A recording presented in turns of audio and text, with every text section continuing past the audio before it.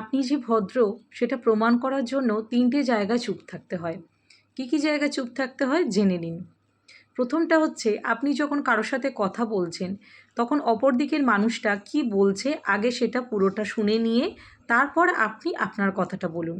অনেকেই এমন আছে যে অপর দিকে যে মানুষটা হয়তো কোনো কথা বলছে, তার কথাটা পুরোটা না শুনে মাঝখানেই ইন্টারাপ্ট করে। এগুলো কিন্তু একদম ঠিক নয়। এগুলো চরম অভদ্রতা।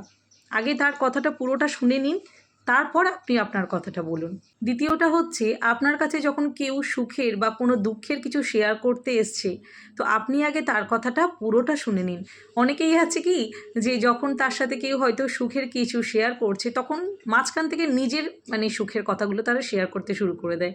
আপনিও শেয়ার করবেন, কিন্তু আগে তার কথাটা পুরোটা শুনে নিয়ে তারপর শেয়ার করবেন। কিন্তু অনেকেই আছে যে তার কথাটা পুরোটা শেষ না হতে হতে নিজের কথাগুলো বলতে শুরু করে দেয়। তার যা দুঃখ আছে সে সেগুলো যখন শেয়ার করছে আগে সেগুলো শুনুন, সেই সিচুয়েশানটা বুঝুন। সেটা না করে অনেকে নিজের দুঃখের কথা বলতে শুরু করে, জানিস তো আমারও এই হয়েছে, জানো তো আমারও এই হয়েছিল।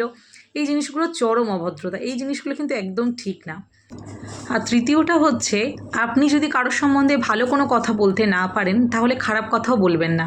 সেই জায়গাতে আপনি চুপ থাকুন। অনেকেই আছে যে আপনাকে হয়তো বলবে, মা আগে কত সুন্দর চেহারা ছিল, এখন যেন কেমন হয়ে গেছে।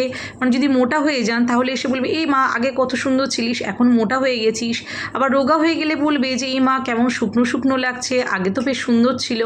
মা চুলে কেন কালার করেছিস, একদম ভালো লাগছে না, এমনিই তো ভালো ছিল। তোকে তো মেকআপ ছাড়াই ভালো লাগে, মেকআপ কেন করিস, আবার যদি মেকআপ না করিস তাহলেও সমস্যা। সব কিছুতেই তাদের সমস্যা। তো এই জিনিসগুলো না চরম অভদ্রতা। যারা এই জিনিসগুলো করে থাকে তারা কিন্তু চরম চরম অভদ্র।